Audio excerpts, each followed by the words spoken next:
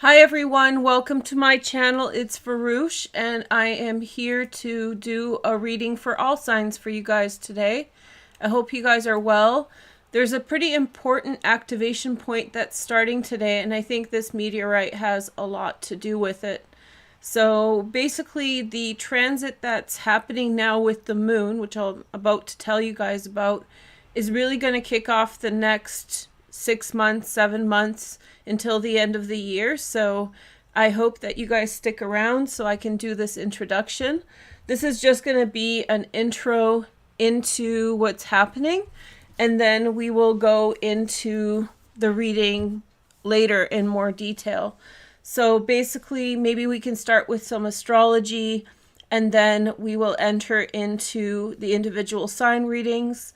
And I just want to say hi to all my new members. A bunch of you guys signed up for the membership and the extended. Your video is available in the description now, so we did those over the weekend. They still apply. Basically, the energy of currently until the full moon in Virgo on the 18th of March has a lot to do with understanding, perception, and understanding where you stand on the precipice of making some big decisions.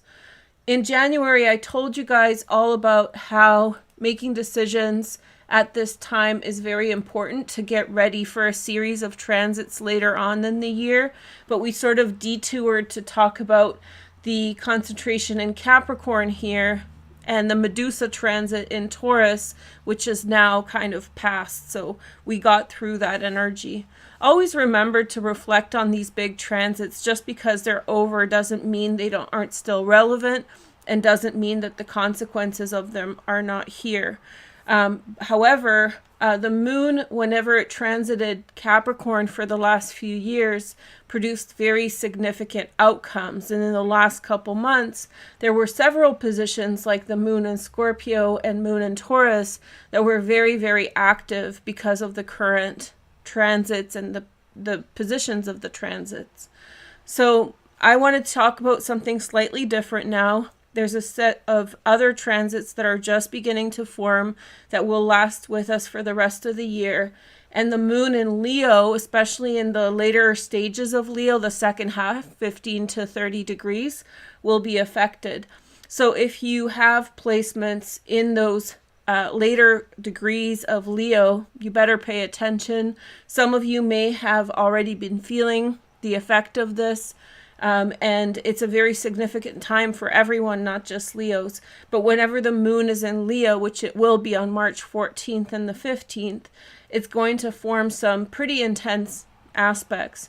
Now, one thing I'm doing with the chart is I'm removing planets that are not in aspect to what I'm talking about. This helps people who are new to astrology see what I'm saying and see what I'm talking about, so they can see the pattern that I'm describing, right? So if we had Pluto here, there would be another level of analysis, which is always valid, but for the purpose of just outlining the general pattern that's evolving, the activation point, it's better just to use fewer transits. It's not that I'm ignoring them, it's just to show you guys, right? So yeah, the moon in Leo is going to be pretty prolific. And so this is the first time that moon is in Leo when Saturn really reaches these higher degrees of Aquarius, while the nodes are in Taurus and Scorpio.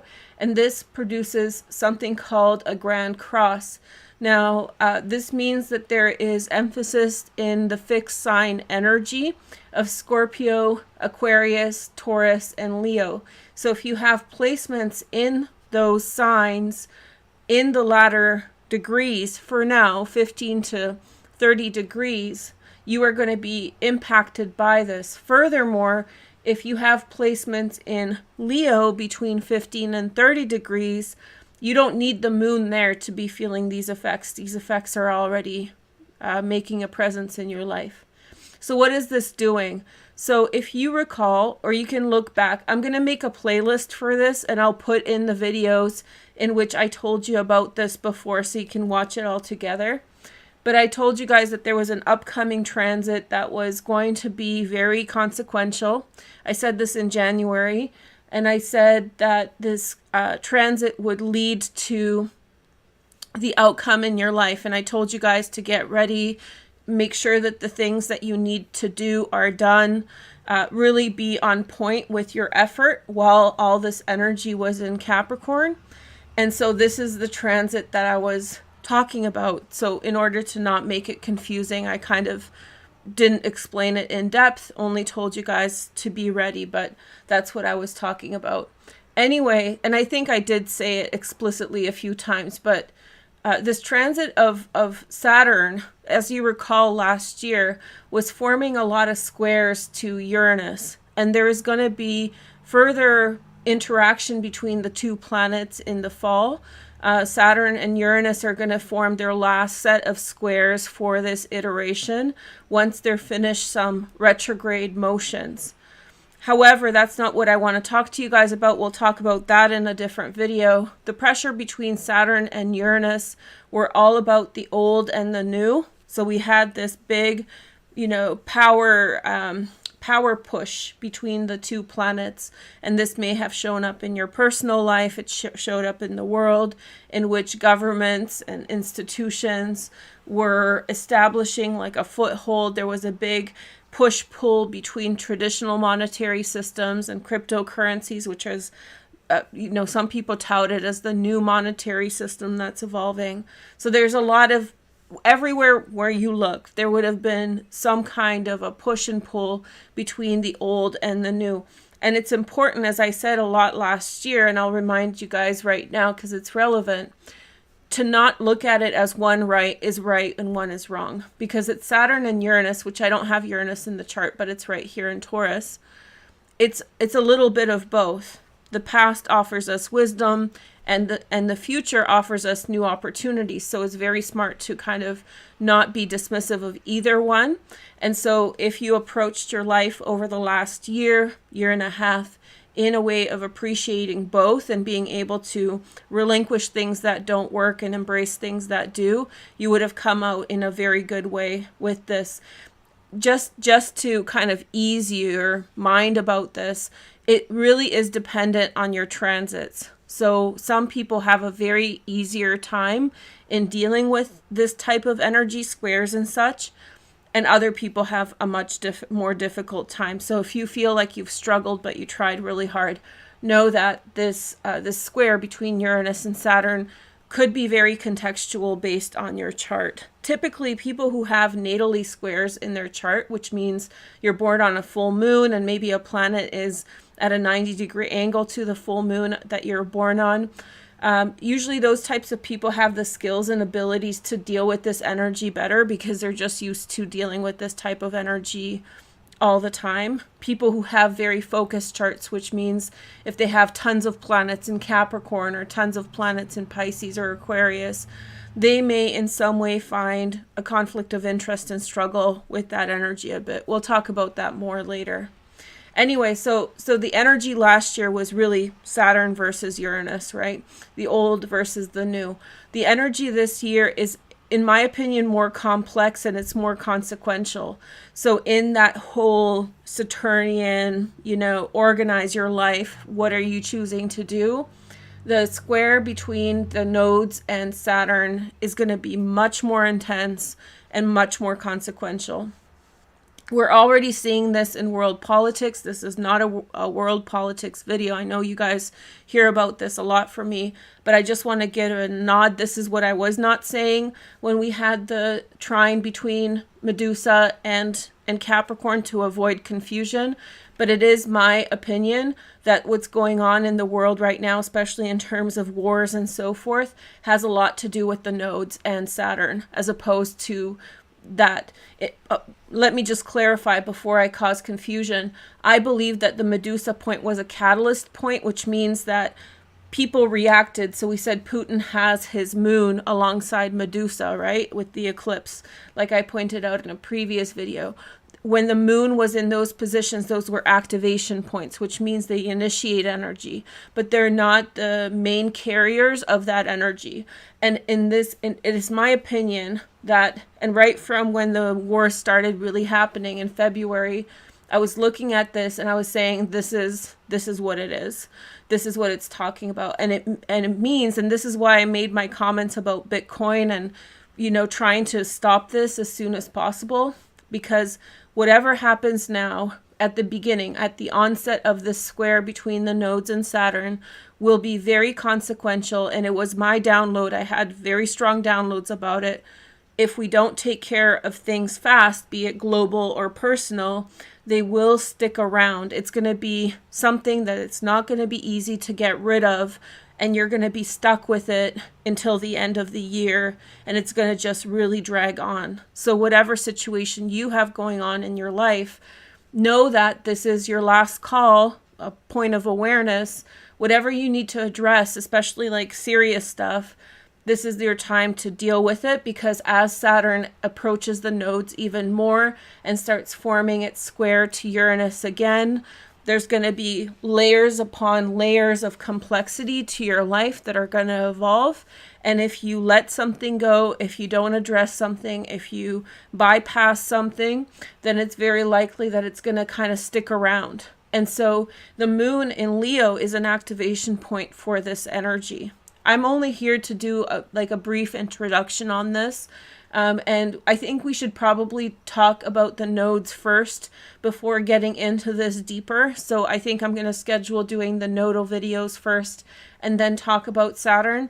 But I just wanted to bring your awareness to the moon today, because the moon is in Leo on the 14th and 15th of March, which is in opposition to Saturn at 20 degrees. Saturn at 20 degrees is beginning its square to the nodes. They move in retrograde motion, which means that they're going to move down to 20 degrees over the next few weeks and months, while Saturn will move direct and then start its retrograde period. And so at that point, they'll get closer and a little bit further apart and then closer again. It's going to be something that's going to be with us all year. So that tension between Saturn and Uranus, the old and the new, becomes a different type of tension. Just to give you guys a clarifier in case you guys don't know a lot about astrology, the North Node represents our way forward and into the future. I have a joke on Instagram that I call myself the North Node captain. So, and it's funny, since I've actually used that joke on Instagram, my focus on the nodes has greatly increased in terms of awareness and just how much time I spend in focusing on them, or how important they are in my practice for astrology. So definitely that label is feeling true for me. And so the nodes are an expansion point. We'll talk about this way more in other videos, but they have to do with our way forward, including consolidating the past and making our way forward. So Saturn, the structure and order of our lives in what we do and how we apply ourselves, is being carried forward into the nodes at this time. And one of my downloads, early downloads in January, I may have mentioned this in a video, but I was really trying to isolate the two transits so as not to talk about them together, because people just get confused. But one of my major downloads about that was, oh shoot, I just forgot, and I really want to tell you guys. Basically, it's along the same lines of what I said before, that the things that you don't address now, situations will have this ability to stick with you. So whatever type of structural responsibility type thing that you have to do, like your homework or your responsibilities, whatever you bypass, whatever you don't address right now, whatever, and this can be explicit, like homework, literal things you have to do, or it could be the acceptance of a situation or how people treat you. And so whatever you try to push off, sweep under the carpet, is going to really fall back on you later on in the year. And when new things begin, as they will this year, remember we have this beautiful transit with Neptune and the Sun and Jupiter here.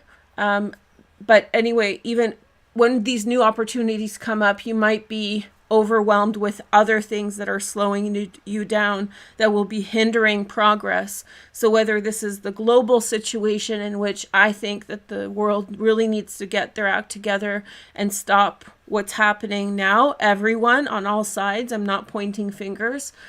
we need to reconcile this and figure it out and find a just resolution.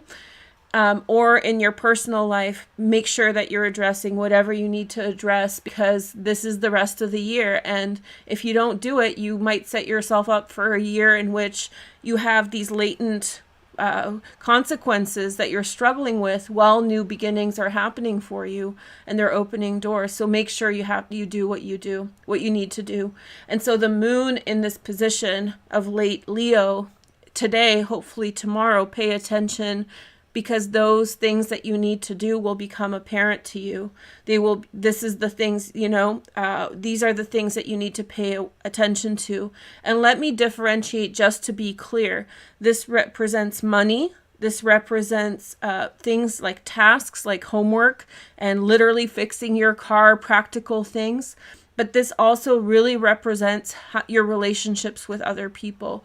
If you are around people that are slowing you down or hurting you at this time, and this moon position is here, and it becomes apparent to you that this is a toxic situation that's not doing good things for you, if you refuse to address those issues, if you stay in that situation, this will cause you possible losses for the rest of the year, because later it will be more difficult to get yourself out of it or change the situation. So this is I'm not trying to be harsh, but I'm just telling you this is your open door and your opportunity.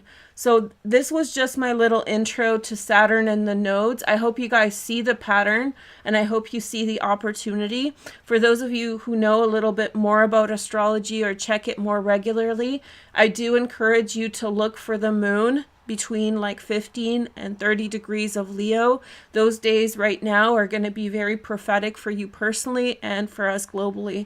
Very important things are going to come on the news, and then you also will have interactions with people that will enlighten you into knowing where to put the emphasis. Now, this isn't going to be a harsh year, but there are harsh energies here.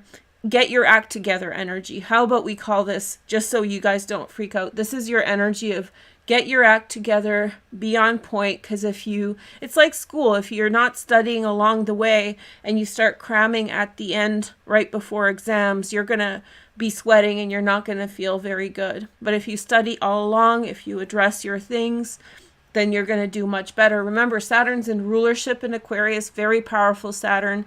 It is very rewarding if you do well, and then it's very consequential if you bypass your responsibilities. And once we get into the North Node, you guys will really understand how important it is. It's like very, very important for your life's success and well-being for you to address these things. You don't want to mess with the nodes in Taurus and Scorpio. They're extremely powerful there. So, just a word to the wise. And many of you guys are very self-aware people. So I was thinking we could do the sign by sign with astrology and pick a few cards. So a couple of you guys asked me about the deck that I'm using, so I just want to mention it here. This is the Blanco Nero deck, and so I really like it. It's an Italian illustrator. It's one of my favorite tarot decks, and I turned down the color because I'm so washed out with the light outside.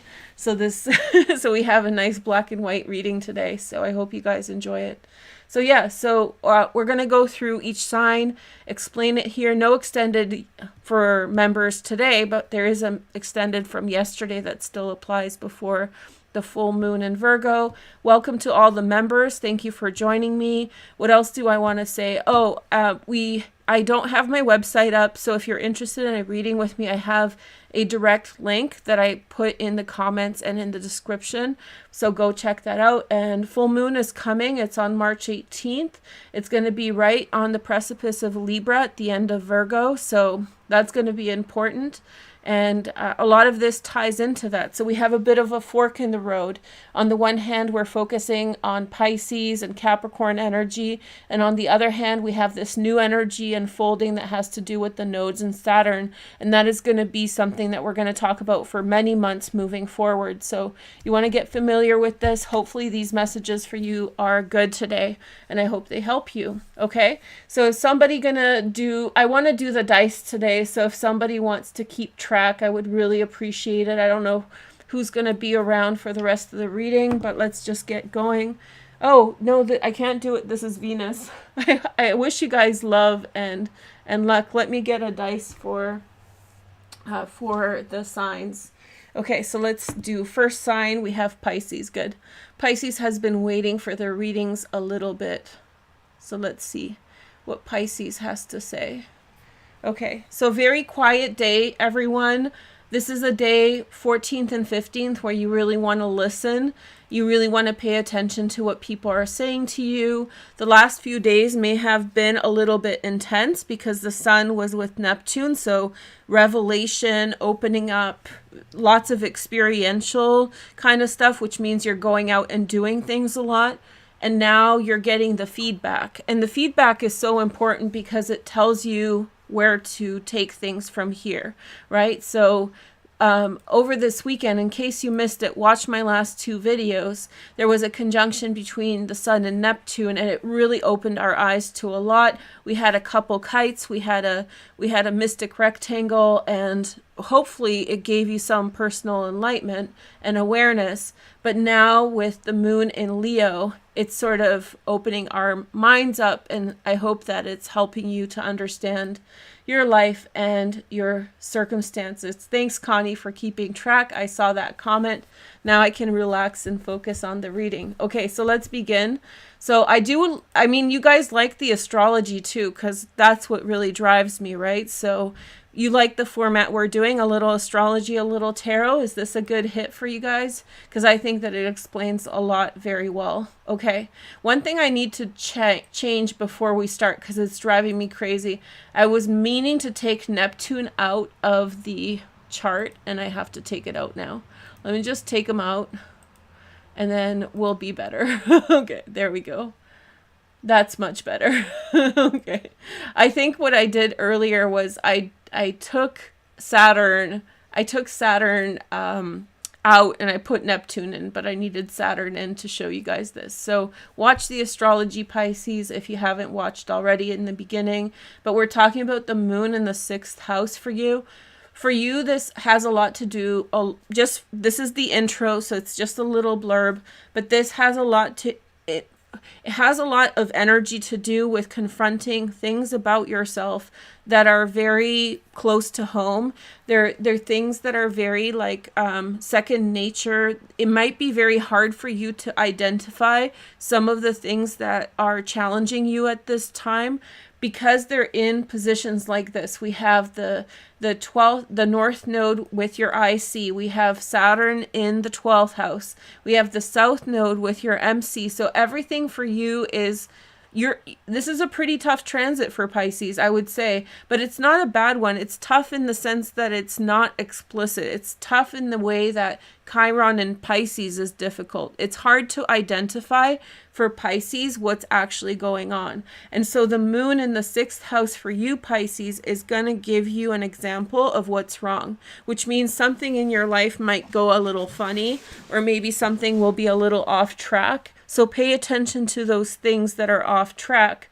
And whenever the moon is in Leo, it will give you insight. So, you know, whatever's not working, like if you keep breaking a dish or a glass or something like that, if something happens that's unexpected for you through this transit that you're surprised by, maybe it's a little clue as to what's going on for you, because it's probably happening very close to home, very close to your early childhood, very hard to like finger point it right away. So just pay attention and be patient with it. And as the months continue, we'll identify what it is. But for now, it might feel a little bit odd and strange. Okay, so let's see what the cards say. If they have some kind of message.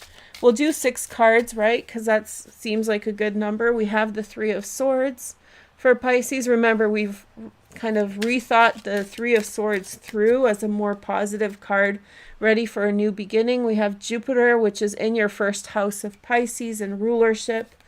Lucky times. I think that some of you are moving forward from a relationship very fast. Like a relationship, when I say relationship, some people have questions. I mean all types of relationships. It can be love for some people, but it can be friendship for others.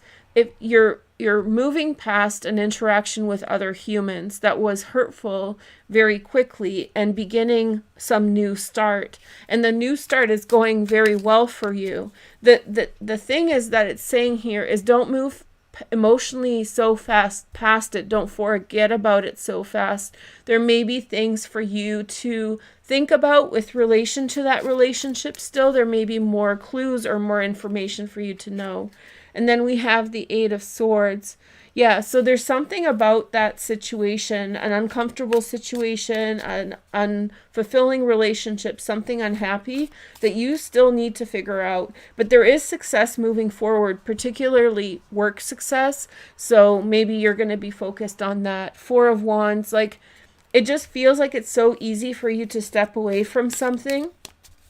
But I think that this is saying, like, because remember, we're talking about Saturn. So what you avoid right now may have consequences later. It's saying don't ignore that relationship. The thing that went weird is it has value for you. We have the Queen of Wands, Sag, Leo, or Aries. There's going to be someone who's going to help you understand and see and reconcile and look a little bit deeper, Pisces. It looks like there's a lot of success for you, and it's easy for you not to be sad about things that didn't work out. But the Three of Swords and the Eight of Swords is saying that there's more of a mystery to why things didn't happen, how things played out. So make sure that you address those relationships that sort of fell flat. It doesn't have to be dramatic, like a heartbreak or something like that. It could be a misunderstanding with someone or something like that. You probably inherently already know what I'm talking about for you personally. So in that case, just make sure that you address that issue holistically and you don't bypass it in any way, okay? Good things are coming. This feels like a good ally. Somebody's going to provoke you to kind of do well, to shine. You have a good person on your side. This is lucky home and this is lucky work. It just feels like you can get swept away very easy, and make sure as you are getting swept away towards success that you're not avoiding a situation, you know, that you need to address. Make sure that you complete all your circumstances that you're moving past. Okay, so that's a message for Pisces. Let's move on to the next sign. So we have Sagittarius next. Hi, Sagittarius. Nice to see you. Let's see what your astrology is. Remember, this is just a little intro for this energy because the moon is in Leo and it's a good activation point. This energy will stick with us until the full moon, so it's just another layer of understanding of what's going on. So Sagittarius, hi guys. So watch the astrology to understand more, but basically for you, I would say that something that has happened for you in your childhood, which is Saturn here, is some way being mirrored in your outside world. And you might feel as though you're haunted by this. People can feel uncomfortable by this. But I think that it's probably shining a light for you on something that you need to change with regard to how you grew up, or with regard to how you were raised, or the experiences that you had early on. It has to do with something of how you do things, how you go about things needs to change. It doesn't have to be a big deal. Maybe you grew up in a family that didn't eat well, like maybe you guys ate a lot of processed foods, a lot of sugar, and maybe now you can't have the things you want in the outside world because your diet sucks and the way that you go about handling your diet is sort of problematic. Or maybe you don't exercise very much. Whatever it is, it doesn't have to be diet and exercise. Those are just easy examples. Something that you do very naturally, Sagittarius, something that you learned early on, or maybe the way that you relate to people that you were taught early on in your life is being challenged. And the moon in Leo is showing you, look, there's a blockage here. You're not able to achieve what you want because of this limitation that has been imposed on you or that you have internalized. And so if you change that up, if you switch that up, things will be so much better. Your focus is on the North Node in the 6th house this year, which means how you do things. It's a very practical, what do you do? What is your strategy? What is your game plan? And so you want to really focus on how you do things this year. And when you focus on how you do things, you'll find a lot of success by tweaking tweaking it, by improving it, by doubling down on things you do well. The moon in the 10th house, or excuse me, in the 9th house is going to give you a lot of inspiration. This is what I like. How are you going to get from here to there? Think about it this way. How are you going to get from here to there? What do you need to do? What do you need to rearrange? So we'll talk about this much more later, but I just wanted to give you guys like a little intro on Saturn and the nodes. So with this moon, you might be very self-aware on the 14th and 15th in terms of where you want to get to and how you're going to get there, okay? And what are the limitations? And remember, diet and exercise is such a huge factor in things, even beyond things that like how you look. So it's contingent on school performance, work performance, so many different things. And because it's the 6th house, it may revolve around diet and exercise a lot.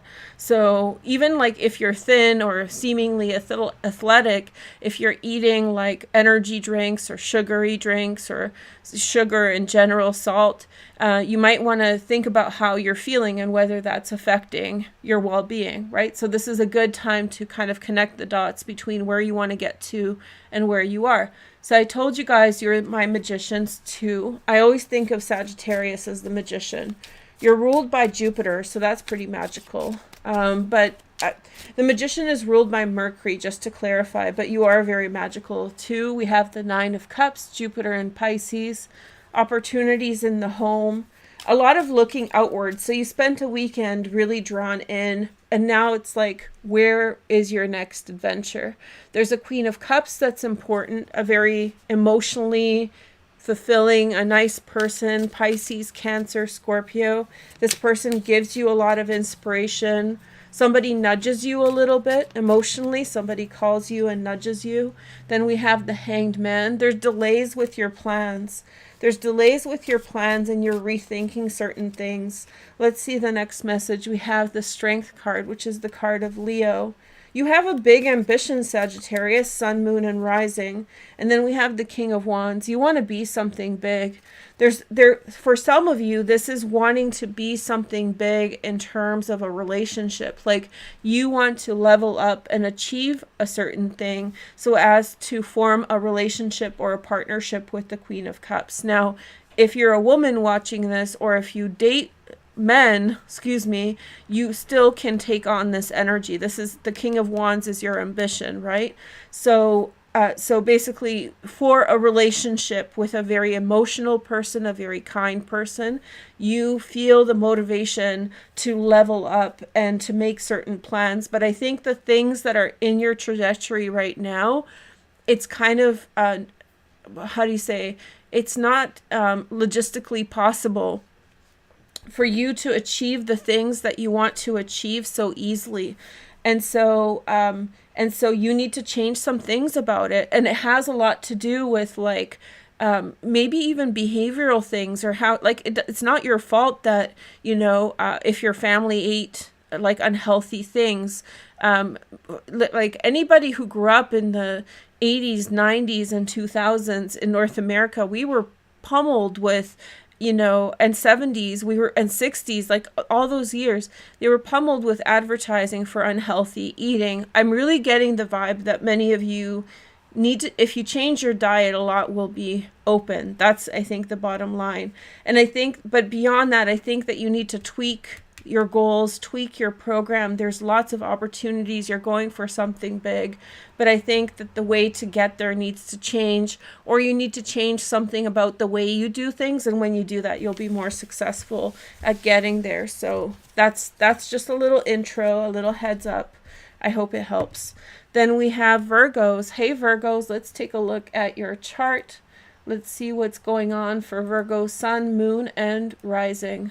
Okay, so Virgos, hi. So when we look at your chart, we're looking at the 12th house, self-awareness. 12th house is going to be hard for anyone who has one of these points in the 12th house, because the 12th house has a lot to do with the subconscious. So it's like, for Virgo, can I be honest? It has to do with a lot of confronting things that you may not want to confront so easily about yourself or about people around you.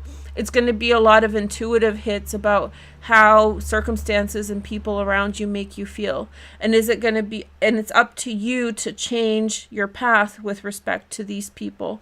The North Node is right at the top of your chart. This is one of the best transits for the North Node because it's so outwardly expressive, which means that at this time you can really change your world. But you too, very similar to Sagittarius, because you guys are all mutable signs, you have to change something. Saturn, consequences on how you conduct yourself. If you don't conduct yourself well in whatever area you know you're falling behind in, you're going to have struggles with getting to where you want to be. This is a huge release of the past for you, Virgos. I think we talked about this earlier too with the South Node there.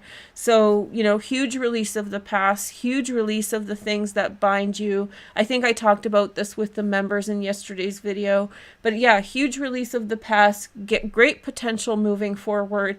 But some things need to change, Virgo, and you have to be self-aware of that. You have to think critically, and you have to not be bashful. And I don't mean to be so to the point, you guys, but with Saturnian energy, right, it's very practical. It's very literal. If the so in terms of Virgo, let me explain because it applies well. If the people and the circumstances and the things you're doing are negative for you, if you keep exposing yourself to those environments, it's going to slow you down. But it's not their fault at that point. It's your fault for continuing. Now, I'm not blaming victims, but you have to take some responsibility here, Virgo. And I'm pointing this out so that you embrace the possibility. So whoever is just being hateful to you or negative to you, you need to flush that out right now. And if you don't, remember what the consequence, my download about Saturn for the rest of the year, it's going to stick to you. So if you need to break up with someone, perfect examples for Virgo, there's an emphasis in terms of relationships. If you need to break up with your partner, or if you need to dump a boyfriend or girlfriend, or if you need to quit a job, whatever you need, whatever step you need to do that's not working for you on a practical level, Virgo, if you don't do that as soon as possible, the rest of the year might get quite complicated. It might not be as easy for you to make that change as it is now. So this is your window of opportunity. Okay, so I'm not heckling. I'm just helping you to make that decision. I'm hopefully giving a confirmation for some of you guys about things that you need to change. Here is the next message. We have this, and this is going to be exciting if you do the right things. 5 of Swords. You know, the 5 of Swords rings to me like this, the moon in the 12th house, right? That's what we're focused on. So moon in the 12th house is the resonance, self-awareness piece, you know, really understanding, like some people will show you what they are about. This is a perfect slogan for most of you, but Virgo specifically. People will tell you what their intentions are. People will show you what their intentions are, and it's up for you to decipher that, to accept it, and to adjust accordingly, right? So if somebody's dipping on you, if somebody's not being nice, if someone's being hateful, if you keep picking up that phone, it's going to continue. So this is your time to pull the plug on some things, Virgo. There's a full moon in Virgo coming. You're going to be very powerful by the 18th. Then we have Capricorn energy here. Capricorn energy is diminishing. This is in your 5th house. This could be like, oh, I told you guys, this ties into the astrology. So basically the Capricorn energy, this was for members, so I'll clarify a little bit here. The Capricorn energy is diminishing for Virgos. That's 5th house romance, you know, kind of love, romantic romance. And there's an emphasis on partnership from here on in for Virgos. So diminished, more of the lofty, carefree type of love that's been around you up until now, and more of an emphasis on companionship and friendship. So this could be showing up. It's like time to purge a boyfriend who's like really not showing up, or, you know, kind of tell a girl to go away if she's not being friendly. So whatever the 5 of Swords and the Devil can mean, it could be something. And if you're single, then it's something that like you do for fun but hasn't turned out to be fun. Let it go. Time to clear it out. It's time to get serious. Then we have Queen of Cups, which is your Piscean energy in the 7th house. Someone cares about you, Virgo. So make sure that you're picking your friends wisely at this time. Then we have the Star, which is soulmate. Don't be afraid. Everything's going to work out, Virgo. The Star is such a powerful card. Knight of Swords, Gemini, Aquarius, or Libra. Battle scars from the past kind of lead you to sort of question what you're doing, but you should keep doing it. Be bold. New things will arrive. Page of Pentacles, new opportunities, Virgo. So I think this is just saying, like, you know, cut your losses with certain things and move forward in a better direction. There's nice people waiting for you. And don't worry about, like, difficult situations in the past, or especially argumentative people, Knight of Swords, that kind of thing. Okay, so I wish you guys luck. Sun, Moon, and Rising, you guys can do it. We're going to do great, and we're going to talk about this a lot. This is just the intro. Okay, so we start Aquarius. Okay, and so since Aquarius came up, I'll just mention this for Virgo. We had, what did we had? We had this Knight of Swords and the Star. The Star is represented by Aquarius, so this is especially true if you're a Virgo dealing with an Aquarius. Heads up, because they might be causing you some friction or, you know, distractions. Okay, but now we're on to my weirdos, my beautiful Aquarian gang. Let's take a look at your astrology. I'm trying to, like, get through this efficiently. I hope you guys don't mind. Okay, so let's take a look at your astrology. So here we go. You have your powerful ruler, Saturn, in Aquarius. We haven't done too much specific focus on Saturn so far since it's been in Aquarius. But let me just tell you that once Saturn reaches about halfway point of a sign, then it's good. It's much better for the sign moving forward. The initial shock and awe of whatever's happened is sort of dealt, and now we're dealing with the consequences. And especially in Aquarius, because it's your ruler, I hope that many of you have adjusted to whatever it's brought into your life, whatever kind of, you know, harsh truth or wake-up call it's brought, then I hope it's bringing you awareness. Now, in terms of relationships, because for you it's in the 7th house, the moon is in the 7th house, it's a lot of mirroring. It's a lot of, like, showing you where you're at. I think overall Aquarians may be drawing more into the house, into the home, the 4th house. You might be looking and reflecting upon the people you know and your circumstances in the world. And you might want to be feeling a little bit more introverted, a little bit more focused on yourself, you know, really taking yourself seriously, taking care of yourself. I think that that's what this moon is calling upon you. It's not necessarily that your partner or the person you love is being difficult. I think that this is more to do with, like, where you stand with other people as partners, be they your bosses or friends or whatever else. You might be reflecting on this at this time and really wanting to kind of take a step back and reassess your relationships with the people in your life and how that's affecting your social standing. I think ultimately many of you might use this next year and a half to sort of reframe yourselves at home, by yourselves or with your family, and maybe take a big step in a different direction after that. But I think that this will be a longer process we'll talk about later. But at this point, you might be feeling like, who is around me? Aquarians assess their environment a lot. You rule the 11th house, right? So that's social relationships and friendships.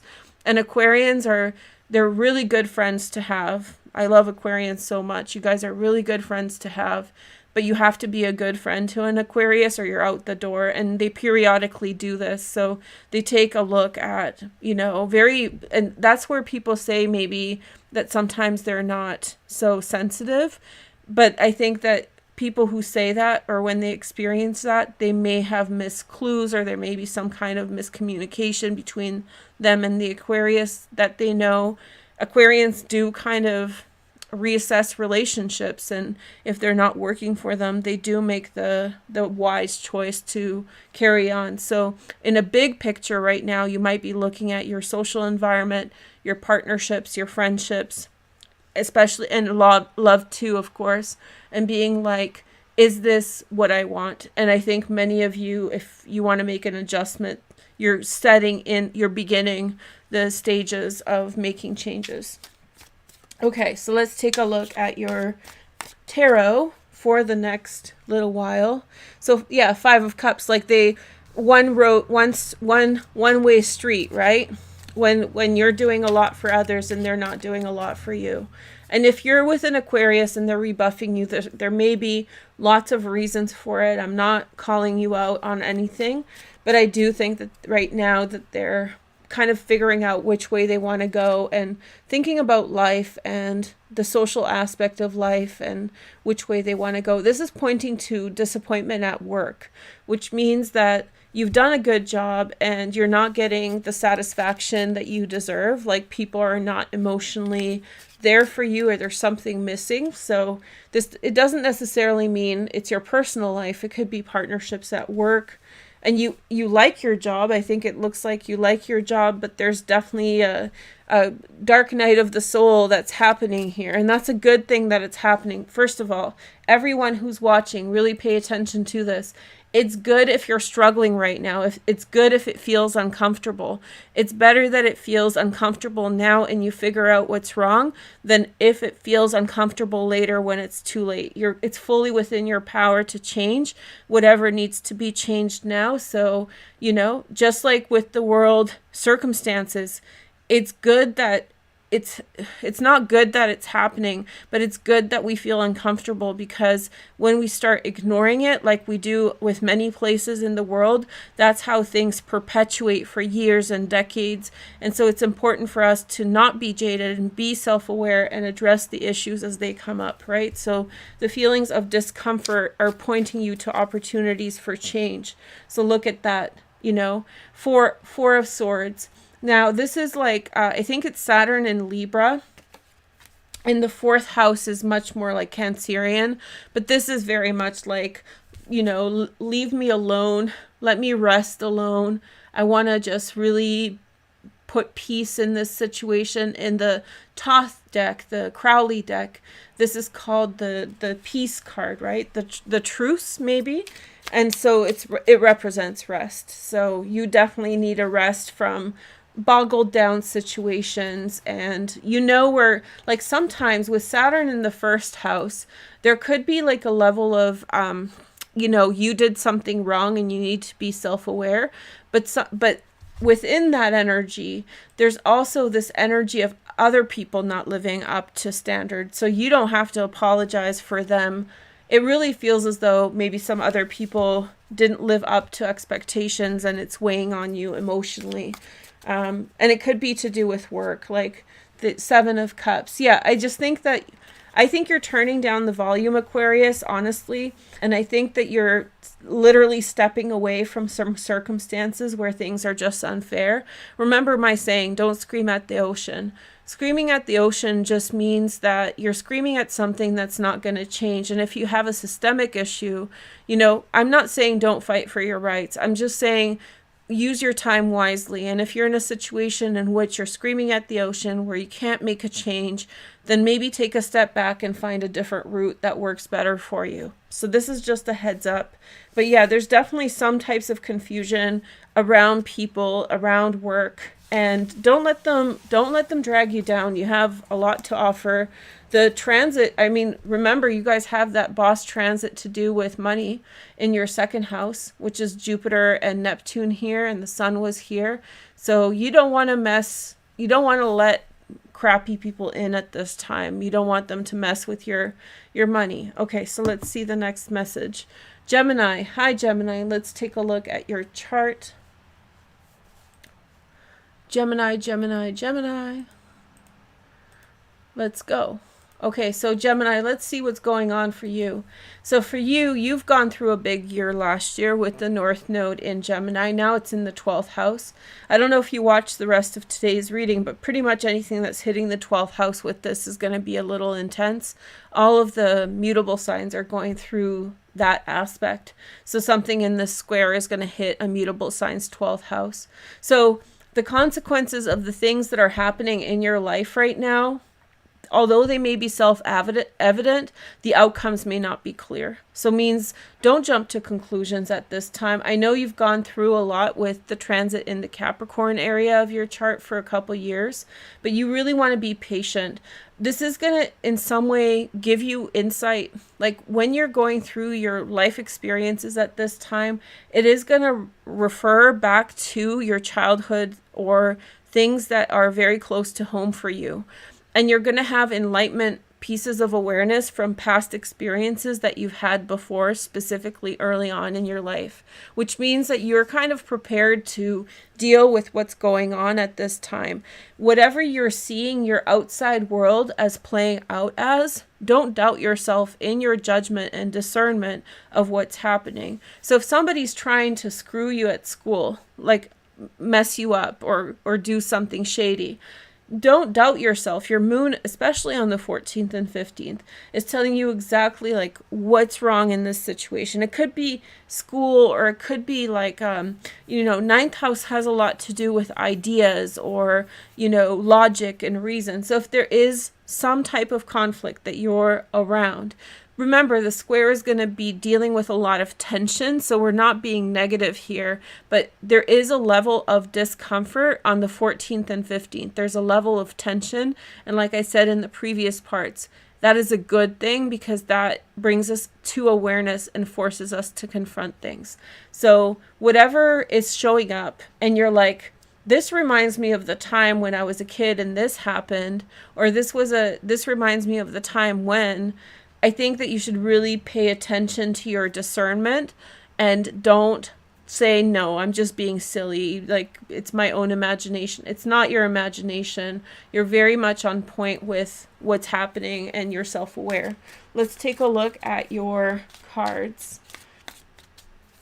So we have first the 9 of, you have a lot to lose, basically. That's what this is saying. You have a lot to lose. You have your stuff. You're strong. And, this is always relative. So some people will say, well, I'm not a millionaire, so I don't have that much to lose. But you'd be surprised, right? So this is saying you have a lot to lose in this situation, so the pressure's on. Okay, and then we have make some big decisions. This is saying, like, this is very Saturnian. Make that big decision. Trust your discernment. You know exactly what's going on. The faster you make a fast decision, the better off you'll be. There will be temptations to back off of your reason. I really don't think you should not reason at this time. I think you will regret, honestly. So let me reiterate what I said. It feels as though it could be possible that you are worn down from the Capricorn transits in your 8th house. Whenever we go through something for a while, it makes us tired after. So you have to honor that, right? But this other situation, this other parallel situation that's coming up is it would be very beneficial for you to call it like it is, to address the matter. Don't dilly-dally. Don't get stuck in between. Call the shots. Make your decisions, and you will be very successful that way. 9 of Swords, that's Mars and Gemini. Some of you guys have this, although it's not really tied to, like, the Mars can be anywhere in terms of a chart. So if you have Sun, Moon, Rising, Gemini doesn't say much about Mars, but this is Mars and Gemini. 9 of Wands. Let's see the next message. We have the Page of Pentacles. Lots of Page of Pentacles. That's really hopeful. That means there's practical outcomes for us to come into fruition. Now, this is the gift of having the North Node in the 12th house. It's a pretty magical transit. There will be unexpected revelations. There will be unexpected results. The things that are happening are identifiable in your chart. You know exactly what's happening. You see it happening, but the outcomes are going to surprise you. That's what this is saying. And seeing the Page of Pentacles here means that there's going to be some kind of new good results. So be patient, rest, know that a lot is at risk, make your decisions, but don't get too tied into the outcomes because they will be different than what you expect. So be patient with that. We'll do lots of readings about this. This is just a first message. Let's get familiar with the energy type stuff. So hi Libras, how are you doing? Let's take a look at your energy. I'm excited to be here with you. I have the camera set up funny, so it's not focusing very well, but it is Libra. Oh, there we go. You guys can see it. Anyway, so let's see your astrology, Libra. So cardinal signs, and so we have the moon in your 11th house. The writing's on the wall in terms of your friends. What you enjoy to do on your own. Whatever you've decided that you enjoy doing, like doing at this time, whatever changes you're making in your life, it's going to be very clear where your friends, sorry, I'm not making fun of anyone, I'm just making fun of how I said it. But you'll know exactly, I'm kind of serious today because we're talking about Saturn, but can't help but throw a joke in. You'll know exactly where your friends kind of stand on this. You'll see it in their faces. You'll really understand like what they're thinking, and I think also financially, like if you have financial barriers to achieve what you want, I think this is a really good year for you to overcome this, because financial barriers can be really difficult for getting around, but there are ways around them, and especially you improve your chances financially when you can get past the psychological blockages that it creates. So with the South Node in Scorpio, that will give you enlightenment. And with the moon there, you might just rethink things through in terms of money and friends. I don't mean all your friends are going to be a problem, but I do think that the things that you're initiating in new directions, the people who are uncomfortable with that, you will understand that situation between you and them much better. And therefore you will be much more free to go in your direction and make the changes you need. So with Saturn, you don't want to mess around. You want to do what it's telling you to do. And Saturn in the 5th house is like, choose that passion that you love, choose the things that make you happy, and work around other things to have it. Pick out the one thing. 100 things in front of you that you enjoy is fine, but with Saturn in the 5th house, it's saying like, figure out what you really like and do that and put something behind it. So Saturn in the 5th house is a very good transit, although it's a kind of a serious one, and so it might make you confront certain things about your finances, about your friends, that are keeping you back from taking those directions. And I encourage you to, if something's standing in your way, to move past it. I think this is a huge year for Libra to be more independent. And I think that the moon in Leo is going to continually show you that. And maybe with this, so let me just clarify something this is a message for everyone. This is really the first time that the moon is in this area of the chart since Saturn is so close to the nodes and it's starting to form this square.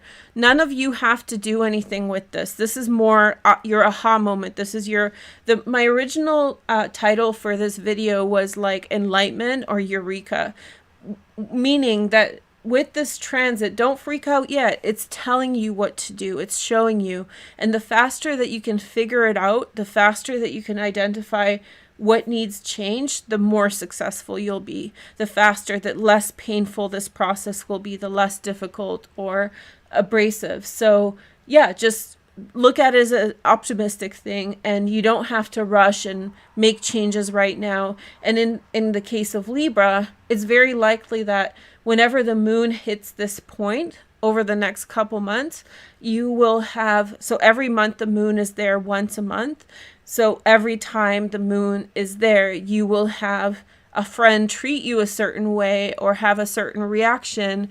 And if you're seeing a pattern over these months on these days, aha, it's you, Susie. Aha, it's you, Susie again. Susie again. There's your answer. And it also doesn't mean that you need to end the friendship with Susie. It just means that Susie, for whatever reason, is holding you back, is creating tension for you. So maybe it's a time for you to be a little bit more independent from Miss Susie Pants, right? No offense to any Susies out there. I'm sorry to use. I always feel bad when I use a name. I'm not picking on anyone. Susies are pretty great people.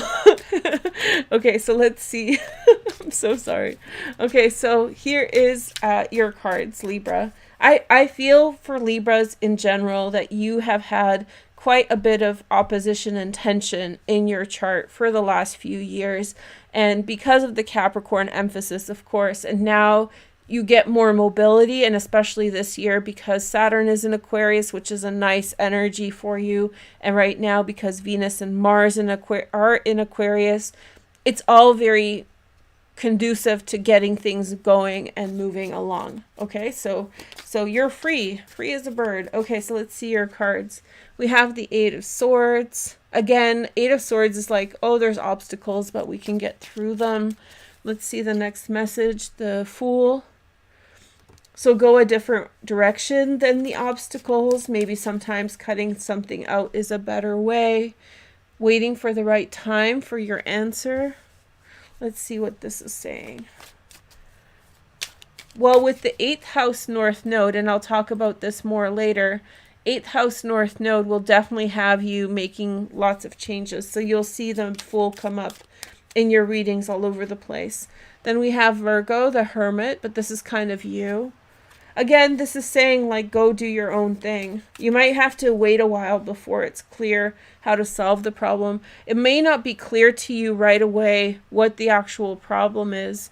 So many times, like, people who we have around us, we don't recognize that they're problematic or that it's difficult until a while. So take your time, and, you know, I'm not here to tell you to get rid of your friends, but we have the Hierophant, the right path, the good friends, the supportive energies. And then we have the King of Swords, Gemini, Aquarius, or Libra. Finding very good friends, good allies, people who have your back. There's the North Node and shared resources. Some of you might be taking steps towards financial cohesion with others. You know, so it's as much as it is as becoming independent, it's also finding your true friends. So you will also find your aha moment saying, this person's pretty cool, this person's pretty great. So again, the moon is just your light bulb moment. It's your eureka, it's your epiphany. You don't have to freak out yet. You don't have to make a decision yet. But you want to be self-aware, and if there is a decision to be made with Saturn, if you can do something differently, then do it. So cut out all your excess stuff and focus in on the things that matter most at this time, Libra. Okay, so we have Aquarius again. We've done Aquarius. Cancer. Hi, Cancer. Welcome. Let's take a look at your astrology. I think you guys are going to be happy with the readings for now, because the astrology is getting much better, for lots of good news for Cancer, I think. Okay, so let's take a look at your astrology. So the sun right away in your 9th house, you're going through the next couple months. Very nice transit. Enjoy yourselves. Enjoy the good weather. Be outside. Connect with people as much as you can. So for you, it's a matter of also friendships. All the cardinal signs will have similar readings with this, but for different emphasis. So the moon is in your 2nd house of money. I just feel like there's like a financial issue that you're working through with others, Cancer. Either how they approach financial matters with respect to you, or how you interact with them over financial matters. I feel as though you have self-awareness of what you need financially a bit with this transit of the moon, and you sort of know how other people help or hinder you to get there. And that makes a huge focus for you in terms of friends and social relationships, which means that you may have to change in a certain respect how you go about doing things, right? You might have to change your day-to-day plan, or how you conduct yourself, or, you know, approach things a little bit differently to make it a little easier. The North Node in the 11th house is really good. It's a very lucky transit, because the 11th house is the house of luck. It's the house of friendship. We'll talk about it way more. If you're feeling a little bit grimy right now, or a little bit tension, I just feel like the square can make you feel like financial squeeze, tight squeeze for a couple days, or at least whether finances are good or bad, it might just make you right now very aware of what you need to do financially. And in respect to other people, whatever that awareness is, do it. So if you have distrust towards someone you're sharing equity with, someone in an estate or someone that you are a business partner with and you're feeling antsy, follow the intuition on the 14th and 15th is going to be very on point and very like clarify things for you. And then the other part is whenever the moon at this time is in this position, you will have your aha, I see a snake when I hear one. I see a good opportunity when I see one. So, roll with the punches, but identify who they are and how they're treating you. What is the situation and what is it giving you or what's it not giving you? And then be patient for this evolution of friendship and the change of your social relationships. Okay, so socially things are changing for you, but you might be looking at someone over there and saying, this person is really trustworthy, or you might be saying, this person is really causing me financial trouble or maybe dangerous for me financially. Follow your gut instinct with the moon in Leo, Cancer. I hope this is helping you guys. Okay, so let's see your cards. Oh, we had a card jump out. Six of Swords. It's, I want to be positive and say you definitely will find people and identify people at this time who are worthwhile. Saturn in your 8th house is about actually building you up, not tearing you down. But in order to build that up, there will be a moving on from certain people and certain financial arrangements. And whatever it is, when you watch me or do a reading or anybody else, trust your intuition. Like, who are you thinking about? Who's coming to your mind when I mention certain things? That's your intuition telling you this person is like this. This is a person I can trust. This is a person I can't trust. Use your own intuition to identify the opportunities and the miracles, right? And then we have the Ace of Swords, communication about something. For some of you, this is a bit of a download. There could be a change in your career, not your career. It's like your company is changing somehow, or the company is changing its trajectory and it's affecting you indirectly. So you will receive some kind of message about transformation with regard to your job or with your company. We have the Three of Cups. There's a shifting around that's going on. There's a change of alliances, or with the North Node in the 11th house, friends coming back. It almost feels like maybe departments are merging for some of you guys, and people who you worked with before, you'll get an opportunity to work with again, maybe moving on from some different people. There's just changes, allow the changes, let go of whatever's phasing out and embrace the people that are coming in. Nine of Swords. Remember, I don't know if you watched the other parts of today's reading. Whenever you have like Nine of Swords, moon, it's a square, tension is normal. Like the tension, feeling stressed out or worried is a good identifier of the things that you need to change or the things that are most important to you. Then we have the Page of Swords, Gemini, Aquarius, Libra. It's possible that somebody will tell you a rumor. So you might find out something informally first. So pay attention. And especially when the moon is in Leo between the 15th and the 30th, pay attention. Hermit, you'll know something before it's out in the open, Cancer. You're going to know something, and this is saying act on what you know. This Three of Cups, people are going to be having communications, and you're going to be let in on a little secret, and that little secret is going to be like information before everybody else knows. And it's going to be up to you to make a decision based on the information that you are being given. So you hear it by gossip, you hear it through a friend, you hear whatever way you hear it, you will know something, and it's going to be up to you to make a decision based on the things you hear. Okay? Okay. So next sign is, we have Capricorn. We're not doing too many, nothing's really repeating, which is good. I like this energy. It's very flow, very to the point, very Saturnian, Capricorn energy. Hi, guys. Welcome to my channel. Let's take a look at this big square we're under. So Capricorn, are the cardinal signs. It's kind of like money and relationships, right? Social relationships and money. So we have the moon in the 8th house. right? So it really basically says, get your money right, and whatever needs to change, you will become aware of what needs to change.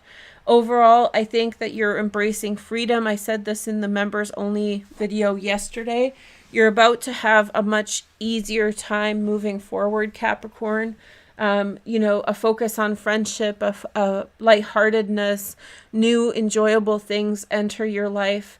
Letting go of people and circumstances that drug you down. I hope if they're drugging you down, you better get out of there, but drag you down. And then we have the moon in the 8th house. You know what you need to change in order to get yourself well. Maybe an emphasis on like cousins and your siblings, like more people your own age in your family will be emphasized in your life at this time. But yeah, definitely like changing of the path, and in some way the moon is telling you what to cut out in order to reinforce your money. Some of you guys with Saturn in the 2nd house have gone through some financial lessons. You've put in a lot of work in Capricorn, but maybe financially it's been a little bit of a, you know, learning opportunities kind of situation. And so now maybe some of you are feeling more conservative financially, like, I don't want to risk it. I don't want to risk this and that. It's a really good approach while Saturn's in the 2nd house. Not taking too many risks, not taking too many like chances financially. And if your moon at this time when it's in Leo is saying like this situation's kind of sketchy, or you have the chances of loss in this direction, pay attention, Capricorn, honor it, follow your Saturn. Saturn won't let you down. And remember, squaring the nodes, right?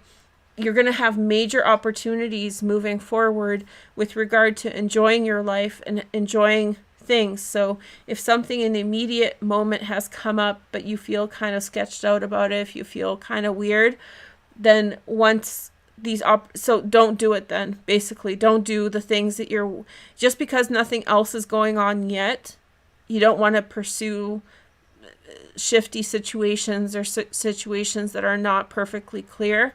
Those good things are on the horizon for you, so you don't want to risk, especially things financially at this time. Okay, so why don't we take a look at your tarot cards just to see what the energy is. Are these beautiful cards? I forgot to say, I really enjoy this illustrator. They're so talented. Ace of Cups, new relationships possible. And always remember, when I refer to relationships, it means all sorts of relationships. It can mean love, it can mean friendship. Everybody's different, right? So it can be all sorts of different things. Then we have the Emperor, which is the card of Aries, but it's looking pretty romantic there. North Node in the 5th house is pretty romantic. So it could be romance, an emotional offer. Ooh, the Magician. I haven't mentioned this in a long time, but when I read tarot, the Magician represents like somebody has a crush on you and they're going to do something about it, you know? So we have pretty strong energy about reaching out, letting you know that they're there. Very, very good signs of love. So make sure you don't waste your money so that you can enjoy your money with them whenever it comes up. Knight of Cups, Pisces, Cancer, Scorpio. Also, the 8th house has a lot to do with intimacy, which I've been downplaying, but it's important here as well. So if you're feeling like, you know, special vibes between yourself and someone else, you want to like position yourself well to be in this situation. It is a cross, which means that there'll be some tension within the relationship, but I think that this is signaling some pretty strong emotions on the table. There's going to be some kind of connection between people, and especially when the moon is in Leo, 14th and 15th of March, and then like, I don't know, 16th and 17th of April, or I guess 12th and 13th of April, whenever that is. I'll double check and tell you guys later. But every month when the moon is in this position, it's going to like make you, the vibe, the romantic vibe might hit you kind of hard. Also, when the moon is in Taurus, you might have those kinds of hot feelings. Hot girl summer feelings a little early there, Capricorn. Let's see the next message. We have Virgo, which is the energy of Hermit. This doesn't have to be the signs associated with it. I just kind of mention it for everybody in case they want to know. Three of Wands. There's a relationship that's evolving for you, Capricorn. There's things on the horizon. There's definitely chemistry between you and someone else. I hope they're a Virgo. If so, they're very lucky. Capricorns and Virgos are extremely compatible. Capricorns are pretty compatible with Aries too. So if your person is an Aries sign, even though it's a fire sign, it could be, you know, something nice for you there. So whoever it is, if it is those signs, it doesn't have to be those signs. It looks like there's someone who's looming, and it does look more romantic in nature than platonic, but it's someone of significance. The Emperor, significant. It could be business for some of you if you really don't want love. It could be like an authority figure, someone very powerful and important in your life. But yeah, there's things coming in out of this relationship. Sit back, Capricorn, get your money straight. Whenever the moon is in Leo, you might feel like special connection with this person, or it might heat up between the two of you a little bit there. But yeah, the Knight of Cups, there's people coming with emotions and offers, you know. And then also with the South Node, because it's a water card, right? We want to think about the South Node in the 11th house in Scorpio. So we have, you know, someone maybe from your past, a friend from the past. It feels too familiar to be a new relationship. Now, for some of you, it might be some other way, like a past life connection. But this looks like someone knows you already. You know someone else. And it feels like a very strong connection, to be honest. It feels like a connection in which you know what this what this person's about, and you know, like, it's not just like oh, this person looks good. It's like maybe you've seen them look good for 5 years, or there's just something very, very intense about your connection with this person. Ace of Cups, Emperor, Magician, Knight of Cups, just, you want it. In other words, not to be crass or anything, but like, you want it. And maybe like standing on your own a little bit and waiting for it as a part of the equation. So good luck, Capricorn. I wonder who the lucky guy or girl is. Very, very lucky indeed. There we go. And then we have Capricorn again. Capricorn wants to hear more. Pisces. Who else didn't I do? I did Sagittarius. This is the part where I'm getting a little lost. Is anybody... Okay, so we have 1, 2, 3, 4, 5, 6, 7. So we have about 5 more. Oh man, I thought I did more. Okay. Let's see who's next. Leo I haven't done, so... I thought I got through this much faster today, but I guess I'm getting detailed. Okay, so let's see Leos. Hi, Leos. Let's meow meow. Let's take a look at your chart. Let's see what's up with Leos. There we go. So we have Leos. Let's take a look at your chart and see where the energy's going. So Moon in Leo, Sun, Moon, and Rising. This is a reading for you. I think that a lot of your outward experiences are showing you a lot about who you are when the moon is in Leo at this position. For good or bad, wherever you're doing well, wherever you can use a little bit of work, especially your partners are going to be reflecting a lot to you. So whatever changes or adjustments you need to do with regard to your partners, or, people that you're in significant relationships with, business partnerships with, listen up, because it's going to be really closely tied to where you grow. So wherever they're giving you praise, take acknowledgement of it, and wherever they're giving you harsh feedback, pay attention to that as well. So very, very important point of self-awareness, the moon in Leo. And like I said before, this is going to happen in this position several times. So you want to just be self-aware that this is coming in waves every single month. And I'll tell you guys when. So for the last little while, if you watch the astrology part, when the moon was in a Capricorn, a lot happened. Right now, for the rest of the year, whenever the moon is in Leo, things will really activate. It's going to be kind of cool, and it's going to really help us see. It's going to really help us understand where we stand. And for you, Leo, it's going to point right back to you, like the decisions you're making, your opinions. It's going to be a huge mirror for you, which is tough, but it's also a blessing, because you'll be like, aha, this is what about me is really good in this situation. This is what needs to change. you know, and also reflecting on other things as well, like how is the outside affecting me, what do I want to change.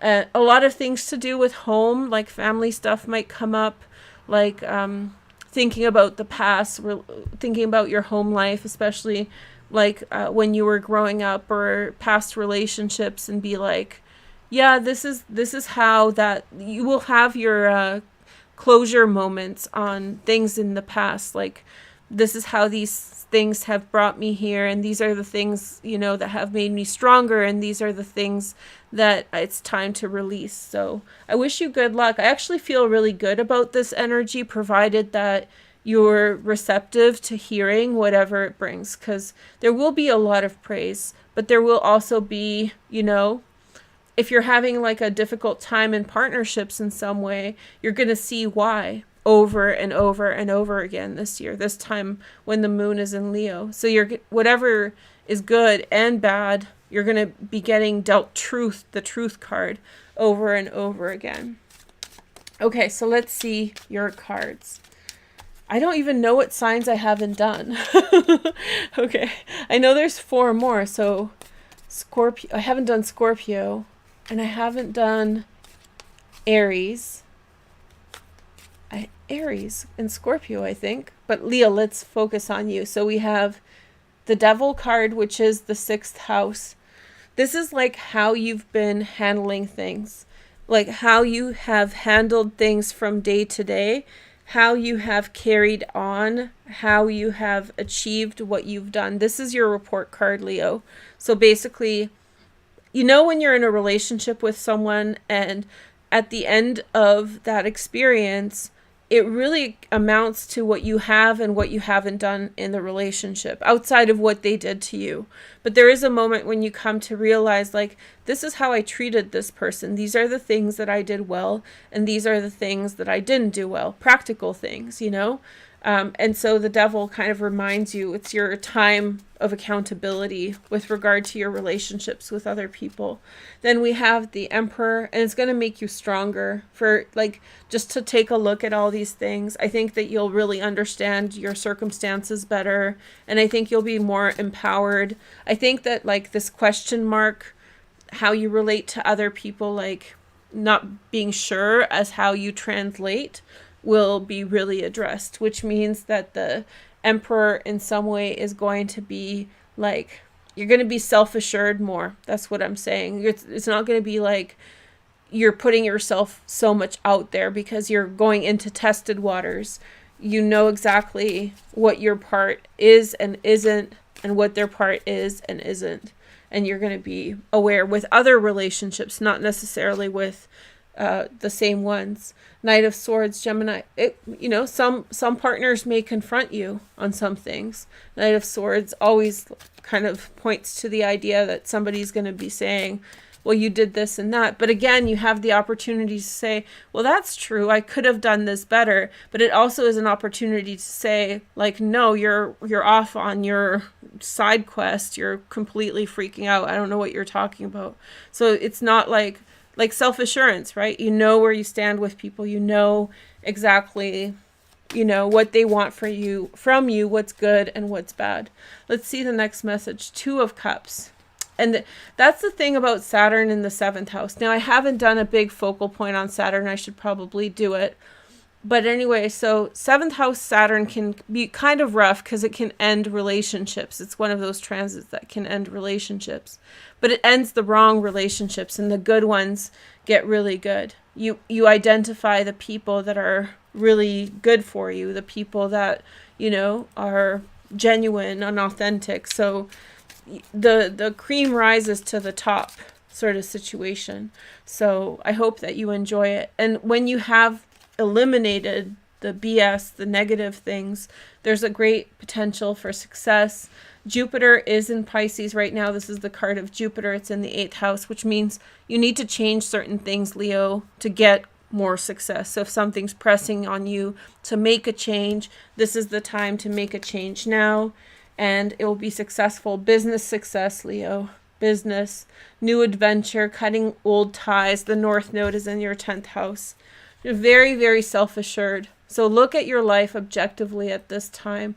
See what you have, what you haven't done. Don't beat yourself up over it. Look to the future. Look to your growth. You know, the cream rises to the top in all your relationships, and you'll see very clearly what's what and who's who, including yourself. You'll see it's kind of like a meritocracy argument. I'm not one for generally saying, oh, you know, meritocracy, it's all about what you do, but I think in certain instances it is, and I think this is one of them, where what you've earned, you see the product of. So for good and bad, and you know, do with that what you will. Get rid of the bad, embrace the good. Let's see the next message. We have Cancer. I think I've done, right? I'm so lost in which signs I've done. 1, 2, 3, 4, 5, 6, 7, 8.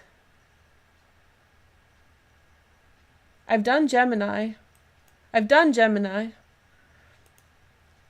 know I did Gemini. So I think we have Scorpio, Aries, and Taurus left. Because I know I did Gemini earlier. It was one of the first ones. Okay. That's okay. So let's Scorpio, Aries, and Taurus, I'm pretty sure. We have Pisces, Gemini we've done, Pisces, Sagittarius, Cancer, Taurus, hi Tauruses.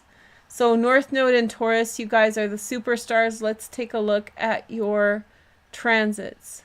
Taurus. Okay, so let's take a look. So for you, listen, your outside world is reflected in your home. So whatever's going on in your home is very, very important at this time. It's a direct mirror of how things are looking on the outside. There's a saying that how clean your house is reflects your mind and your general well-being. So like if your house is messed up or something specific is going on, that could be a mirror of the outside expression of this energy.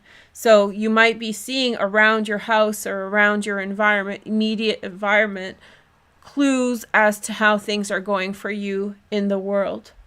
Some of you guys might be doing some career changing at this time with the Saturn transit. Again, because of the square on the nodes, you want to do that as quickly as possible in order to move things along. You want to embrace the new you as fast as possible. So if you need to change something about your career or your public life, do it now. Later it's just the faster you do it, the more successful or the better it is for you. Let's see the transits. Let's see the cards. So we have first the Five of Swords. It looks like maybe some friction with the outside world, friction at work, or many people's work doesn't have to be perfect on the emotional level. You don't always have to agree with people with work. In fact, it's very rare that people just get along and everything's fine. At the end of the day, if it's fine, that's a good work environment. But in the process, you might feel frustrated. So there may be some changes around work that you need to do to make it work better. So sorry for the pun. I didn't intend it. But like when you're going home at night, the moon in Leo in your 4th house, you may be becoming aware to the fact that like some things are not working. Maybe the new hire is not a good fit. Or maybe there was a person that I know, a friend of mine, who hired someone new who refused to wear a mask to the office, and I don't think that they got vaccinated. And so it caused the whole office that was working overtime throughout the pandemic to get sick.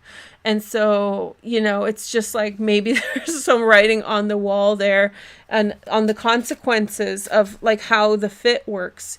And this person's still working there. Like they're very respectful of their opinion and biases. I'm surprised that they are, as far as I know. But the point is that like the Five of Swords is this kind of something about your environment that's like a little bit whacked out. And the person's not a Taurus. It's just a funny, similar example. So something about your work is like there's something about it that might be weird, or something about it that needs adjustment. It doesn't necessarily mean that it's the end of a job or the job has to end, but you got to sort of change the pace, and whatever you're taking home with you when you're at home thinking about it, and if something's causing you distress, that's probably the thing that you need to adjust in terms of your Saturn in the 10th house. Okay, that's just a little taste test for the energy. The next energy is the Four of Cups. See, it looks like there's going to be a turnaround. So what seems like frustration at work, people might turn around and be very kind. So a person with whom you're having friction might turn around and offer kind words, or otherwise try to be your friend. And then we have the Seven of Wands. Make sure that, when someone reaches out and you're still angry, so you rebuff them and then it just kind of cascades in the negative direction. Make sure that you're not too defensive when this person's reaching out. It is work. They don't have to be your friends. And you just need to work with them. So don't get grumpy. Taurus can get stubborn. Make sure that you're not being stubborn for no good reason. And if this is you, or maybe this is how you're reaching out to them, and right now you're experiencing, a lack of openness from them, a lack of flexibility. These are all like, you're dealing with people that are not on the same page as you, or you're not on the same page as them. And you need to be very, very patient with that. Besides, don't get upset about it. That's the number one bottom line. The North Node is in Taurus for the rest of the year. You're ultimately going to make some changes anyway, and you should be excited about your life right now. So if you're getting resistance from others, pay attention. Moon in the 4th house, what you're thinking about. Maybe it's resistance in the house. Maybe you need to change your schedule, and your housemates or your partner or whoever's around your house doesn't like it. But tough. I'm not going to say the word. Tough cookie. Okay. So we have the Six of Pentacles, Moon in Taurus. Hey, Moon in Taurus is lit right now, right? We've talked about this a lot. There's a lot of people with Moon in Taurus that are at the top of the news right now. So I think that a lot of this has to do with getting on the same page with other people, wanting to make sure that they're on the same page as you. I think you need to be patient. You can't force other people into agreement. If it doesn't work later, then you may want to just try to find people to be on the same page with. It's also a good practice to kind of choose who you're going to be on the same page about for what. So not everyone has to be on the same pages as you in the entire book. You can find people for one thing and people for another. So maybe there's a tension between you and others at this time who are not identifying the things, like they're not on the same page as you. So maybe ultimately you will need to look for, or somebody else will come up that will be a better solution. Then we have the Page of Swords, Gemini, Aquarius, or Libra, secondary transits in Earth, Virgo, Taurus, Capricorn, and Knight of Swords. Oh, Taurus, you're going to get there's confrontation coming your way. And I'm going to tell you, I don't think you should get invested in that. There's confrontation coming your way. There's resistance to change, either you or others. I just don't think that I'll tell you this really straight up. I don't think you should waver. I think Saturn is applying pressure onto you now. That's why we're getting all these air cards here. I don't think you should waver to whatever pressure is coming onto you right now. I think that your energy is the Six of Pentacles. It's that of sharing, it's that of finding a good path between yourself and others. And I think that this energy, when you're trying to convince someone who's angry to calm down, it's the worst time. They're never going to calm down. So don't waste your energy. Whatever they're doing, let them play out. Try to sidestep whatever they're bringing your way. I don't think you should very much allow it feels like their minds are kind of out of control. It feels like their minds are sort of in hyperdrive, doing mental gymnastics. So Six of Pentacles, Taurus, just stick with your good path. And if you have to, a lot of the messages, have you guys noticed today? And this is very Saturnian. Like, if you have to do it alone until you have better partners or better people, right? And Moon in Taurus, North Node in Taurus this year, ultimately, just as a silver lining for Tauruses out there, you are going to be the end of the story for many different things. So your path is going to be the chosen one at this time. I think people are finding resistance to accept that, right? So maybe this isn't about you. It's just a general vibe in the world in which people can't accept the fact that we'll talk about this when we talk about the North Node in Taurus more, but ultimately North Node in Taurus is going to force us into adjustments that not everybody's going to feel comfortable with. And, you're a fixed sign, so you understand adjustment well, which means like not all of us, I'm a fixed sign person too a lot. Not all of us are good with it. And so sometimes it takes people extra time to figure it out. So if you're getting confronted on the departures you're taking, just keep going with it. Get away from whatever is coming at you here. Get away from it. And this is a very virtuous card, the Six of Pentacles. It means that you're considering everyone involved. And this is someone who's uncomfortable with it. So you just need to kind of like do that. You're going to go in a different direction and let them carry on, and then you'll win in the end anyway. So trust yourself. 7 of Wands, feel confident. Don't fall to bribery. Don't fall to like small incentives that are not going to find you success. And understand that people may not be understanding your point right now, but I think that as a Taurus, many people will come around to what you're doing now later. So just keep doing what you're doing. Okay, here is the next message. Cancer, Sag, Taurus, Cancer, Capricorn. Capricorn wants more because it's love. Cancer, they want to know about love. Aries, Pisces, Scorpio. Okay. Did we figure out if we did Gemini's reading already? I'm pretty sure we did. I think we did. Did we do Gemini? We did do Gemini. Thanks, Connie. Nice to see you. Okay. That's what I thought. Okay, Scorpio, let's take a look at your astrology. I'm pretty sure I was like, oh my gosh. Okay. So Scorpio, let's take a look at your charts. I just feel like you're drawn towards someone very strongly at this time. The North Node is in your 7th house. And that's going to increase as time continues. There's going to be things in the way this year, which is Saturn in the 4th house, especially to do with the house and home, that are obstacles to getting there, to being with that person. This could be a romantic situation, or this could be a business situation. There is going to be things in the way that hinder you. And there will be also things about you that hold you back. So the more flexible that you are in getting rid of aspects of like things that are preventing you from getting to the person that you need to be with, the better. And this could be romance, as I said, but it could also be success and business. So it could be your partner, your business partner, or it could be your boss or something like that. But it can be very romantic, like your husband or your wife, right?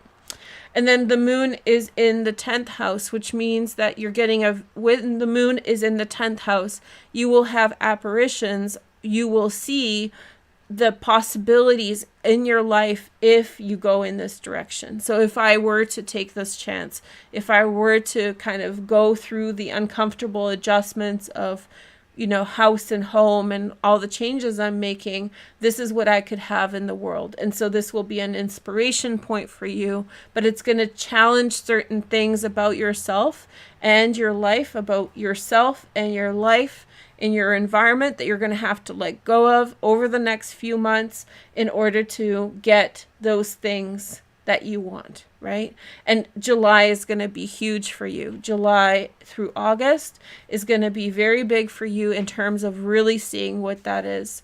But hopefully you're already feeling inspired, Scorpio. I hope that you're already feeling the pangs of, self-awareness. You have very good transits for love this year. Very, very good transits. And whatever life is throwing your way in terms of opportunities in love and chances in love, taking a chance, taking a certain direction. Look, we even have the 10 of Cups on the bottom. Inspiration is here, and the moon might be challenging you in what you're doing, because that's where your heart is going. It's conflict of heart and practicality. So it's kind of a tough decision, but I think that the pressure will increase as the year goes on, and you need to really learn to balance one with the other. Let's see the next message. And I think Aries is the last one. Last but not least, Aries. Okay, so Scorpios, let's see your cards. So someone may have reached out to you, or you may have reached out to someone. The arrows of love were flying. And then we have the 7 of Wands. There's tension there. There's some type of resistance, or maybe I have a feeling that it doesn't work well in your life, or it doesn't work well for what you're doing, the other things that you're doing. There's competing factors in your life between your personal life and between the other things that you're doing. Here is the next message. We have the Knight of Wands, a Sag, a Leo, or an Aries with a Gemini, Aquarius, or Libra secondary energy. Those are just general observations. Something's going to be, you're going to be back and forth on something, or somebody's going to be back and forth on you, but it's going to start with like communication of some type. There's going to be some kind of a message given to you. There's going to be some kind of love extended. There's going to be some kind of a signal that somebody's going to call you and say, I miss you, or they're going to write you and they're going to say, I miss you, or there's going to be some kind of initiation, Scorpio. Or maybe not miss you, but maybe an initiation of some kind. But it makes me feel that it's something from the past, because there's resistance here. So it's not like maybe it's a new situation, but I feel like it's already happened. Let's see the next message. We have the 10 of Cups. There's a lot of like reminiscing going on. There's a lot of daydreaming. There's a lot of, maybe it's another chance at love with someone new. Maybe it's but it's definitely something that you have a strong opinion about. Let's see the next message. And then we have the Page of Swords, Gemini, Aquarius, or Libra. Be very careful with being dismissive or being too quick to respond to things at this time. You want to go really slow, but I think that your reaction, you want to go slow. It's better to be slow, but you may be prone to react very quickly or say your opinion very fast. The Emperor energy. Either your husband has already given you some kind of perspective on this, or maybe your father has given you perspective on this. I feel as though it's already, how do you say? I think that you're spinning your wheels a little bit here, which means that like a lot of the things that will come out of these circumstances have already been established. Like it's already faded, or it's already enough factors that are playing together for a specific outcome to happen in your career or your personal life. And there's a lot of like heeing and hawing and wondering why, and wondering when and how, and being defensive. And I don't know if that's you or the other person, but I or maybe this opportunity, but I don't think you need to worry so much. And I think that you need to relax, because the outcome is either it's foretold, it's identified, or it's clear. So just relax and make your adjustments, and don't freak out too much. But I do feel as though there's going to be a high chance here of reactivity, being reactive, or being sort of quick to judge, or quick to defend, or be resistant. All the fixed signs are going to be feeling that resistance a lot, because the cross is on the fixed sign placements. So Scorpio, Taurus, Leo and Aquarius are all going to feel the most amount of tension with this energy. But what this is saying with the Emperor is that it's pretty set in stone, or it's like spinning your wheels. It's like it's going to happen. What's going to happen is going to happen anyway. So there you go. Good message for Scorpio. And I think Aries is last. Am I right or am I wrong?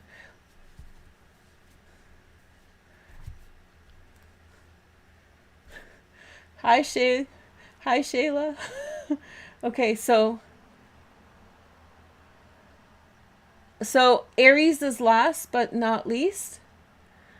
I don't know if, remind me, I'm going to do Aries now because I believe that they're last but not least, and if somebody else, okay, good. Okay, so let's take a look at Aries chart. Hi, Aries. So I feel like Aries is like back with us after being insanely busy for a very long time. But this square doesn't focus so much on your career. It's actually focused on your relationships, right? It's a conflict of interest between being with others and doing well for yourself financially. It's about saying no to others that are not good for you and having a broken heart, Three of Swords, when you accept behavior from other people that holds you back from your own well-being. And I think you need to be very discerning right now because you're in this space, Aries, in which, how do I say this? You're in the space, Aries, in which you haven't had significant and satisfying emotional relationships for quite a while. And because there was this focus in your career, and so now you maybe don't jump into things too fast. And you may be too eager. I'm not saying desperate, but you know, when you haven't had, like, you may be willing to accept more than you should at this time. And don't compromise. Don't compromise. Remember, Saturn squaring the nodes. So if you compromise yourself for your friends financially or other situations, there's goals ahead of you, which is the North Node in Taurus in your second house. If you compromise yourself for these new friends or getting reconnected socially, that may thwart your personal objectives financially a bit too much and might become a bit of a mess this year.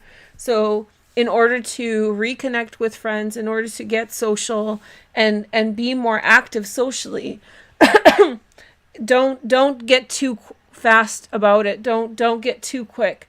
Friends will come and social situations will improve for you, but the most important thing for you right now is financial autonomy. So make sure that your money is good, that you're taking care of your money, that you're not sort of giving over your power financially to others.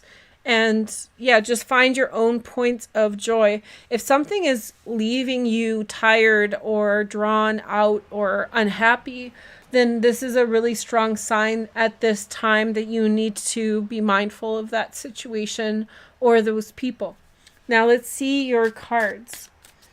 So we have the Three of Wands. Things are coming in. Again, very similar energy to Capricorn. A lot of effort has been put in for a long time for the circumstances that you have now. So a lot of effort's been put in, and these are the consequences. In a positive way. These are the outcomes. Then we have the Queen of Wands. She showed up in the first reading and now it's the last one. She's back again. Sag, Leo, or Aries. Let's see. Some desire to move forward. Long-term investments. Fifth house. Long-term investments. There's some long-term planning that you want to do, and this may be a competing energy for you, Aries. Well, this is you as well. No, you want to grow into the person that you want to be. This is you.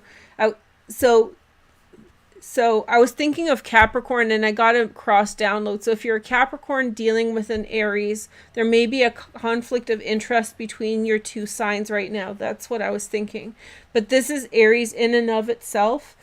You're making certain long-term financial plans that will be successful.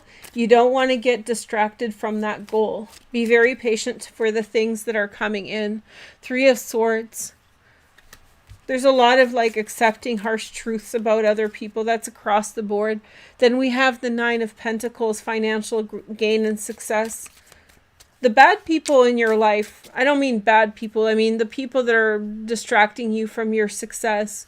They are going to go anyway, but money's going to be there, and then other people can come in. So it might just feel like a loss in the immediate present, but if somebody's not being a positive contribution to your life, they better leave anyway. And then we have the Chariot. You're going to reconcile your feelings about your relationships with other people, Aries. I just feel like you're getting so familiar and so comfortable with your success, and you're getting so familiar and so comfortable with like having everything that you need there, that it's just helping you to overcome any temporary discomforts that you have with regard to other people.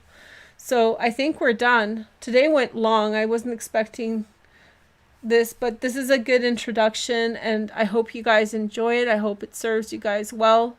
Members, thank you for everything. Your videos are down here. Thank you guys to Connie. You're so wonderful. Thank you for your help. You guys have been great, and welcome to everyone. Thank you for being here. I'll be back with more soon, and yeah, hope you guys have a nice day. Full moon coming in a couple days. I think it's on Friday, right? So I'm excited.